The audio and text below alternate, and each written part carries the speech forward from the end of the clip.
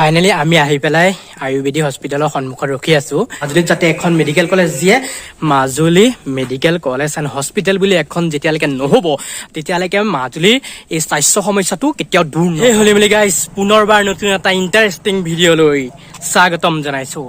পুৱা ৰ'দ দি আছে, ৰ'দৰ মাজত ৰখি আছো। কালি মই ঘৰলৈ আহিছিলো আৰু এতিয়া মাজুলীতে আছো। আজি আপোনালোকক লৈ যাম এখন বিশেষ জেগালে এটা বস্তু দেখাবলৈ। থামনেলখন দেখি আপোনালোকে গম পাইছে মাজুলীখন বহুত উন্নত হৈছে, ৰাস্তা পদূলি বহুত উন্নত হৈছে। এতিয়া একদম ধুনীয়া ৰাস্তা পদূলি বনাই দিছে আৰু মাজুলী ডিষ্ট্ৰিক্ট হস্পিটেল বুলি এখন ধুনীয়া হস্পিটেলো বনালে, গৰমত আছে আৰু বহুত কিবা কিবি বনাইছে, পৰ্যটকৰ বাবেও কিবা কিবি ধেৰ বনাইছে। আজি আপোনালোকক দেখাম অসমৰ প্ৰথমখন আয়ুৰ্বেদিক চিকিৎসালয় য'ত মাজুলীত বনাই আছে। আপোনালোকে গম পাইছে মাজুলীখন আগৰ মাজুলী হৈ থকা নাই, উন্নত হৈছে। যিসকল মাজুলীলৈ আগতে আহিছিল আৰু এতিয়া আকৌ পুনৰ আহিছে তেওঁলোকে গম পাইছে মাজুলীখনৰ কথা। কিন্তু মাজুলীখন ৰাস্তা পদূলিবোৰ চব উন্নত হৈছে যদিও, কেতিয়াবা পৰ্যটন ক্ষেত্ৰ কিছুমান উন্নত কৰিছে যদিও এতিয়ালৈকে কিন্তু স্বাস্থ্য বিভাগটো উন্নত হোৱা নাই। মানে স্বাস্থ্য বিভাগটো উন্নত হৈছে, হস্পিটেল বনিছে, ডিষ্ট্ৰিক্ট হস্পিটেলো বনিছে, কিন্তু তাত পৰ্যাপ্ত পৰিমাণৰ ডাক্তৰ নাই। এতিয়া মাজুলী গড়মূৰ যিখন ডিষ্ট্ৰিক্ট হস্পিটেল আছে তাতে এতিয়া ৰেডিঅ'লজি বিভাগৰ ডক্তৰ নাই আৰু বিভিন্ন বিভাগৰ ডক্তৰ নাই। আপোনালোকে গম পায় মাজুলীলৈ ডক্তৰসমূহ আহে কিন্তু কেইদিনমান থাকে গুচি যায়। এই ডক্তৰ সমস্যা বা মানুহখিনিয়ে স্বাস্থ্যৰ যি সমস্যা ভুগি আছে এই সমস্যা কিন্তু এতিয়ালৈকে দূৰ হোৱা নাই। মাজুলীখন উন্নত হৈছে যদিও স্বাস্থ্য ক্ষেত্ৰত এতিয়ালৈকে কোনো ধৰণৰ উন্নত হোৱা নাই। যেতিয়ালৈকে মাজুলীৰ এখন মেডিকেল কলেজ নহ'ব, Majuli medical college and hospital বুলি এখন যেতিয়ালৈকে নহ'ব তেতিয়ালৈকে মাজুলীৰ এই স্বাস্থ্য সমস্যাটো কেতিয়াও দূৰ নহয়।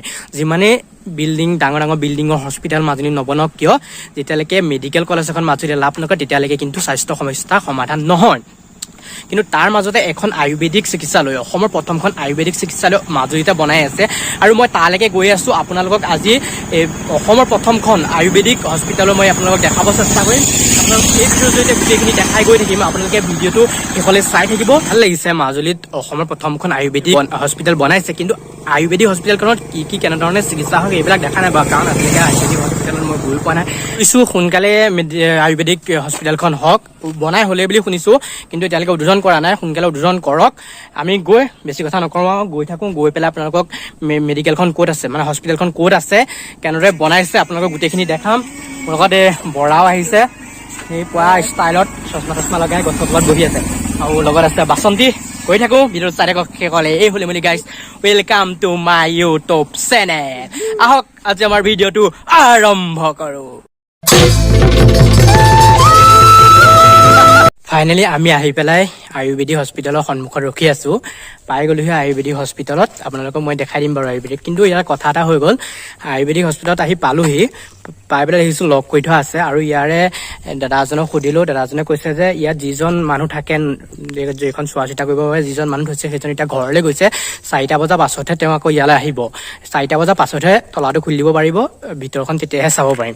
এতিয়াতো 1টা বাজিছে, আমি 4টা বজালৈকে ৰখি থাকিব নোৱাৰিম। ভাবিছোঁ আপোনালোকক বাহিৰৰ পৰিৱেশটো দেখাই দিম আৰু বেলেগ এদিন আহি পেলাই পুনৰ আপোনালোকক ভিতৰৰ পৰিৱেশটো দেখাবলৈ চেষ্টা কৰিম। বনাই সম্পূৰ্ণ হৈ গ'ল, এতিয়া কাম ইয়াত কোনো ধৰণৰ কাম নাই। এতিয়া আছে মাত্ৰ উদ্বোধন কৰিবলৈ। উদ্বোধন কৰা দিনাখনি যদি পৰাপক্ষত যদি মই মাজুলীত থাকোঁ তেতিয়াতো আহিমেই, আৰু যদি উদ্বোধন কৰাৰ পাছত হ'লেও বা তাৰ আগত হ'লেও মই আপোনালোকৰ ভিতৰৰ পৰিৱেশটো দেখাব চেষ্টা কৰিম। কৈছে দাদাজনে 4টা বজাৰ পাছত আহিব কৈছে। 4টা বজাৰ পাছত তেখেত ইয়াতে থাকে আৰু তেখেতে ক'লে খুলি পেলাই দিব আৰু ভিতৰখন তেতিয়া দেখাব পৰা যাব। কিন্তু আজি দেখাব পৰা নাযাব ভিতৰখন। আপোনালোকক মই বাহিৰৰ পৰিৱেশটোকে অলপ দেখাই দিছোঁ, আপোনালোকে চাই লওক। এইখনে হৈছে মাজুলীৰ অসমৰ প্ৰথমখন আয়ুৰ্বেদিক হস্পিটেলয়, য'ত মাজুলী শ্ৰীৰাম দেৱত্তত বনাইছে। মাজুলী মানুহখিনিয়ে গম পায় শ্ৰীৰাম দেৱত্তত এইখন বনাই আছে অসমৰ প্ৰথমখন আয়ুৰ্বেদিক হস্পিটেল। সেইখন চাওক কিমান ধুনীয়াকৈ, আপোনালোকে ফাৰ্ষ্ট ফ্ল'ৰ আৰু গ্ৰাউণ্ড ফ্ল'ৰ আছে, বহুত ধুনীয়াকৈ বনাইছে। বেক চাইডো বহুত আছে, আপোনালোকক দেখাম বেক চাইডো কিমান আছে। বহুত ধুনীয়াকৈ বনাইছে। খালি এখন ভাল ধৰণে উদ্বোধন হৈ পেলাই ভাল ধৰণে যাতে চলে, যাতে ৰোগীসকলে ভাল ধৰণে ইয়াত স্বাস্থ্যসেৱা তেওঁলোকে লাভ কৰিবলৈ সক্ষম হয়, তাৰে আশা ৰাখিছোঁ। যাতে এইখনত একদম সম্পূৰ্ণ ডক্তৰ থাকে, সম্পূৰ্ণ চিকিৎসা যাতে ৰোগীসকলে লাভ কৰিবলৈ সক্ষম হয় আৰু আয়ুৰ্বেদিক চিকিৎসা কেনেদৰে কৰে বাৰু মই সেয়া দেখা নাই বাৰু, এইবিলাক আপোনালোকক ক'ব নোৱাৰিম। আপোনালোকক মই ভালধৰণে অকণমান দেখাই দিছোঁ, ভিতৰলৈ যিহেতু সোমাব নোৱাৰে আপোনালোকক মই কৈছোঁ কথাখিনি, অলপ বাহিৰটোকে অলপ দেখাই দিছোঁ, আপোনালোকে চাওক ধুনীয়াকৈ। এতিয়ালৈকে কোনো ধৰণৰ চাউণ্ডবোৰ্ড বা ফ্লেগ লগোৱা নাই, কিন্তু আয়ুৰ্বেদিক হস্পিটেল বুলি এতিয়ালৈকে কোনো ধৰণৰ ফ্লেগ বা চাউণ্ডবোৰ্ড লগোৱা নাই, হ'লেও আপোনালোকক অলপ দেখাম, আপোনালোকে চাই লওক। আপোনালোকক মই ফ্ৰণ্টটো ধুনীয়াকৈ দেখাই দিছোঁ, তাৰপিছত মই আপোনালোকক বেক চাইডো দেখাবলৈ চেষ্টা কৰিম, মানে দেখাই দিম গোটেই বেক চাইডটো। এইটো চাওক, এইটো ফ্ৰণ্ট চাইডটো ডাঙৰ আছে, ই তাৰপৰা একদম ইয়ালৈকে আছে।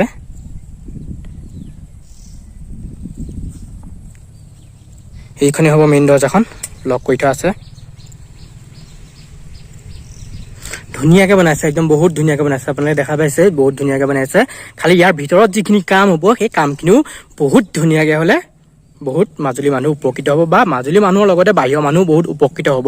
কাৰণ যিহেতু অসমৰ একমাত্ৰ আয়ুৰ্বেদিক হস্পিটেল, আৰু এইখনলৈতো মাজুলী মানুহেই নহয় বেলেগ ডিষ্ট্ৰিক্টৰ মানুহ যিহেতু আহিব পাৰিব, আহিবও, কাৰণ আয়ুৰ্বেদিক চিকিৎসা কৰিবলৈ। আয়ুৰ্বেদিক চিকিৎসাৰ যিহেতু বহুতো মানে উপকাৰ হয়, আমি গম পাওঁৱেই চাগে আয়ুৰ্বেদিক ওপৰত আয়ুৰ্বেদিক বহুত ভাল বুলি মানুহে কয়। চ' ইয়াৰ পৰা বেলেগ ডিষ্ট্ৰিক্টৰ মানুহ আহিব ইয়ালৈ। মই আপোনালোকক এতিয়া বেক চাইডৰ অলপ দেখাই দিওঁ।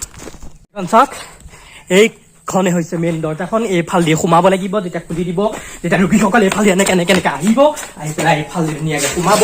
হয় থাকিব টিকেট কাউণ্টাৰ, টিকেটটো কৰি মেলি সোমাই ডাক্তৰক দেখাব। আৰু এইফাল দিও আহিব পাৰিব ধুনীয়াকৈ, বৰাই মোবাইল টিপি ৰখি আছেহি। এইফালে ধুনীয়াকৈ আহিব পাৰিব, আহি মেলি ইয়াতে ধুনীয়াকৈ দেখাই যাব পাৰিব।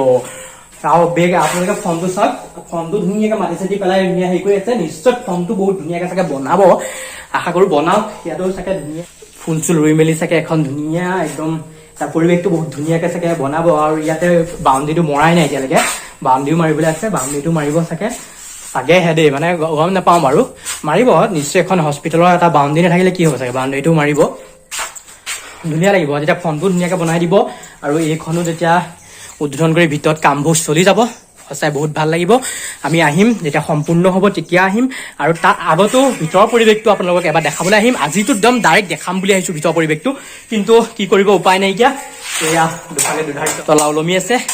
যদি যিজন চোৱা মানুহ আছিলে সেই দাদাত যদি থকাহেঁতেনতো কথাই নাছিল, তেখেতে খুলি দিলেহেঁতেন বোলে। ইয়াৰে এই এজন দাদা আছে, দাদাজনে কৈছে খুলি দিলেহেঁতেন, খুলি পেলাই ভিতৰত দেখাব পাৰিলেহেঁতেন। কিন্তু আজি নোৱাৰিম আৰু 4টা বজাৰ পাছলৈকে যদি ৰখি দিলোহেঁতেন তেতিয়া পাৰিলোহেঁতেন, কিন্তু 4টা বজালৈকে এতিয়া কিমান ৰখি থাকিব, এতিয়াতো ৰখি থাকিব নোৱাৰিম ইমান টাইম। চ' আপোনালোকক এইখিনি দেখাইছোঁ। এতিয়া মই পাছৰ যিটো পৰিৱেশ আছে সেই পৰিৱেশটো দেখাই দিওঁ। তাৰ পৰাই এই আয়ুৰ্বেদিক হস্পিটেলখনৰ পৰাই অসম চৰকাৰলৈ, মুখ্যমন্ত্ৰী মহোদয়লৈ এটা অনুৰোধ কৰিছোঁ, যাতে মাজুলীত এখন মেডিকেল কলেজ যাতে সোনকালে দিয়ে, তাৰে আশা কৰিছোঁ। কাৰণ এতিয়া 21খন নে কিমানখন জিলাত আকৌ নতুন মেডিকেল কলেজ দিয়া কথা তেখেতে ঘোষণা কৰিছে। তাৰ ভিতৰত যাতে মাজুলীখন পৰে, মাজুলীত যাতে এখন মেডিকেল কলেজ দিয়ে, তেতিয়াহে মাজুলীৰ স্বাস্থ্য সমস্যাটো সমাধান হ'ব। নহ'লে কিন্তু কোনো পধ্যেই সমাধান নহয়। মাজুলীত এখন মেডিকেল কলেজ নহ'লে কোনো পধ্যেই মাজুলীৰ মানুহৰ স্বাস্থ্য সমস্যাটো সমাধান নহয়। বহুত মানুহ এতিয়া সেইদিনাখনি এজন ডেকা ল'ৰা স্বাস্থ্যসেৱাৰ অভাৱত তেখেতৰ মৃত্যুবৰণ হৈছে। আমি ছ'চিয়েল মিডিয়াতো দেখিছে চাগে আপোনালোকে সকলোৱে, গমো পাইছোঁ আমি। এজন মাজুলীৰ যুৱক, তেখেতে উন্নত মানৰ স্বাস্থ্য সেৱা নাপাই মৃত্যুবৰণ কৰিছে। যি কি নহওক, আশা কৰিছোঁ এতিয়াৰ পৰা ভাল হওক। বাকী আপোনালোকৰ বেক চাইডে অলপ দেখাই দিওঁ, কেনেকুৱা পাইছে হস্পিটেলখন আপোনালোকে জনাব কমেণ্ট কৰি পেলাই। আপোনালোকৰ বাবে আহিছিলোঁ কষ্ট কৰি ভিডিঅ'টো বনাম বুলি, কিন্তু ভিতৰৰ পৰিৱেশটো দেখাব নোৱাৰিলোঁ আৰু বাহিৰটোকে দেখাইছোঁ। বেগৰটো বেক চাইডে কিমান ডাঙৰ, বেক চাইডে কিমান দূৰলৈকে আছে মই দেখাই দিছোঁ চাওক।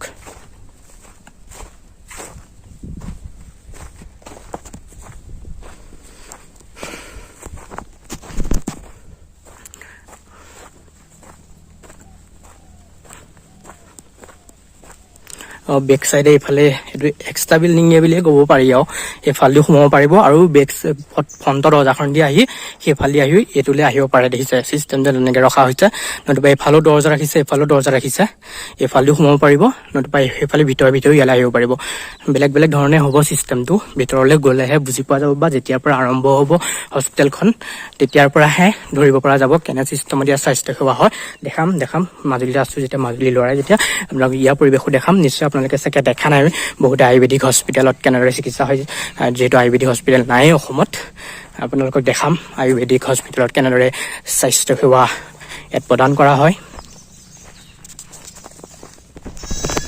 চাওক একদম বেকলৈকে দেখাই দিলোঁ আৰু এইফালে বেকত এইবিলাক খুটা পুতি থোৱা আছে ইয়াতে এইখন শ্বৰ্ট এখনো ঢালি থোৱা আছে এইফালেও কিবা আৰু বিল্ডিং হ'ব নিশ্চয় ইয়াতে সেইবোৰ বেক চাইড আছে কোৱাৰ্টাৰ এনেকুৱা ধৰণৰ বনাব ডক্টৰসমূহ থাকিবৰ বাবে ডক্টৰ ইয়াত কৰ্মচাৰীসমূহ থকা কিছুমান কোৱাৰ্টাৰ বনিব চাগে বেক চাইডে নাজানো বাৰু এইবোৰ বনাই থৈছে কোৱাৰ্টাৰে হ'ব চাগে কাৰণ ইয়াত যিখিনি কৰ্মচাৰী আছে সেই কৰ্মচাৰীখিনিতো থাকিব লাগিব ন ইয়াত মাজুলী মানুহে নহয় বা মাজুলী বাহিৰৰ পৰা আহিব চব চ' ইয়াতে থাকিবৰ কাৰণেতো কোৱাৰ্টাৰ তেওঁলোকক ব্যৱস্থা কৰিবই লাগিব কৰি দিবই সেইটো বাৰু চৰকাৰৰ ফালৰ পৰা নিশ্চয় সেইটো কোৱাৰ্টাৰ কাৰণে চাগে এইখিনি পাছত বনাই আছে নহ'ব পাৰে দেই মই অনুমান কৰিছোঁ যিহেতু এখন হস্পিটেলত কোৱাৰ্টাৰ থাকে সেইবাবে অনুমান কৰিছোঁ কোৱাৰ্টাৰ হ'ব পাৰে আপোনালোকক দেখালোঁ আৰু ইটো বেক চাইডে কিনো আছে সেয়াও দেখাম ৰ'ব ইটো চাইডে আপোনালোকক দেখালোঁ এতিয়া এইটো চাইডৰখিনি আপোনালোকক দেখাই দিওঁ একে এইটো চাইডে আপোনালোকে চাওক বহুত ধুনীয়াকৈ বনাইছে বাৰু হস্পিটেলখন খালি মই কৈ আছোঁ বাৰে বাৰে ইয়াৰ ভিতৰৰ কামখিনি যেতিয়াৰ পৰা আৰম্ভ হ'ব ভিতৰৰ কামখিনিও যাতে ভাল ধৰণে হয় এইটো চাওক এইটো কেনেধৰণে বনাইছে দেখা পাইছে এইটো এনেকৈ গোলকৈ যেনে বনাইছে মানে এইটো এটা চিৰি হ'ব নিশ্চয় ওপৰলৈ উঠা এইটো চিৰি হ'ব চিৰিটো প্লেন চিৰি হ'ব যাতে হুইল চেয়াৰ এনেকৈ চলি যাব পাৰে বা বেড যিসমূহ বেড থাকে মেডিকেলৰ সেই বেডসমূহ যাতে পেচেণ্টক শুৱাই চলাই লৈ যাব পাৰে চ' হয়তো এইখন এনেকুৱা ধৰণৰ একদম প্লেন এটা চিৰি হ'ব অনুমান কৰিছোঁ দেখি পেলাই পাছত যেতিয়া ভিতৰলৈ সোমাম তেতিয়াতো গোটেইখিনি আপোনালোকে দেখিবই এতিয়া মই বাহিৰৰ পৰা যিখিনি মানে অনুমান কৰি ক'ব পাৰি সেইখিনিকে কৈ দিছোঁ আপোনালোকক অলপ দেখা পাইছে আৰু ইয়ালৈকে বহুত হয়তো এই জেংসমূহ দি থোৱা তালৈকে হ'ব চাগে মাটিখিনি ইয়াতে বহুত আৰু এৰিয়া আছে ইয়াতে বনাওঁ বুলি ক'লে আৰু বহুত ধুনীয়াকৈ কিবা কিবি বনাব পাৰিব পিছলৈ সকলোখিনি হৈ থাকিব মেইন বস্তুটো যেতিয়া হৈছে কামখিনি আৰম্ভ হওক সোনকালে ইয়াতে ডাক্তৰসমূহ আহক ধুনীয়াকৈ কাম আৰম্ভ কৰক মাজুলী মানুহৰ লগতে বেলেগ ডিষ্ট্ৰিক্টৰ মানুহৰ যাতে উপকাৰ হওক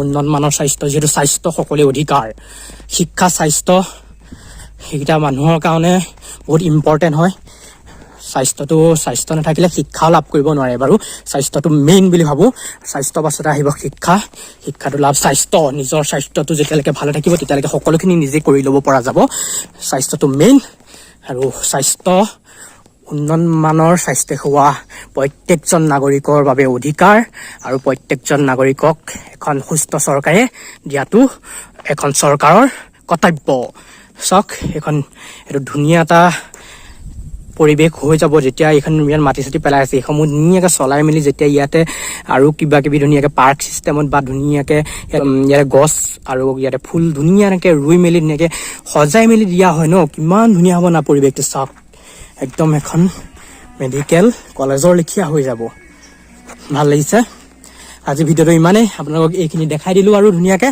মাজুলী মানুহে নহয় অসমৰ যিহেতু অসমৰ প্ৰথমখন আয়ুৰ্বেদিক হস্পিটেল সকলে শ্বেয়াৰ কৰক ভিডিঅ'টো আৰু অসম চৰকাৰলৈ পুনৰবাৰ আকৌ আহ্বান কৰিছোঁ মুখ্যমন্ত্ৰী মহোদয়লৈ পুনৰবাৰ আহ্বান কৰিছোঁ মাজুলীত এখন মেডিকেল কলেজ যাতে অতি সোনকালে দিয়ে মাজুলী মানুহক উপহাৰ দিয়ে আৰু লগতে মাজুলীত যিহেতু মাজুলীৰ কথাই কৈ আছোঁ আৰু লগতে অসম চৰকাৰলৈ আৰু এটা অনুৰোধ মাজুলী যিখন দলং বনাই আছে সেই দলংখনৰ কাম ইতিমধ্যে বন্ধ হৈ আছে আপোনালোকে গম পাইছিল যে দলঙৰ খুটা ফাট মেলিছিল তেতিয়াৰ পৰা দলঙৰ কাম বন্ধ হৈ আছে অতি সোনকালে যাতে সেই দলংখনৰ কাম আকৌ পুনৰ আৰম্ভ কৰি যাতে সেই দলংখনৰ কাম আৰম্ভ কৰি তীব্ৰ গতিত যাতে কাম কৰি মাজুলীক যাতে সোনকালে সেই দলংখন দিয়ে কাৰণ আপোনালোকে দৈনিক দেখা পাই আছে ফেৰীসমূহ কেনেদৰে আহি পেলাই ব্ৰহ্মপুত্ৰৰ মাজত ফেৰীসমূহ কেতিয়াবা বালিচৰত লাগি ধৰে কেতিয়াবা বতাহ ধুমুহাত বতৰ বেয়াৰ বাবে ফেৰী বাতিল কৰিব লগা হয় ফেৰী নচলে কেতিয়াবা পানী বাঢ়িছে বুলি নচলে কেনেকুৱা সমস্যা হৈ আছে আপোনালোকে সকলোৱে দেখা পাই আছে সেইবাবে চৰকাৰে পুনৰবাৰ আহ্বান জনাইছোঁ মাজুলী দলংখন যাতে সোনকালে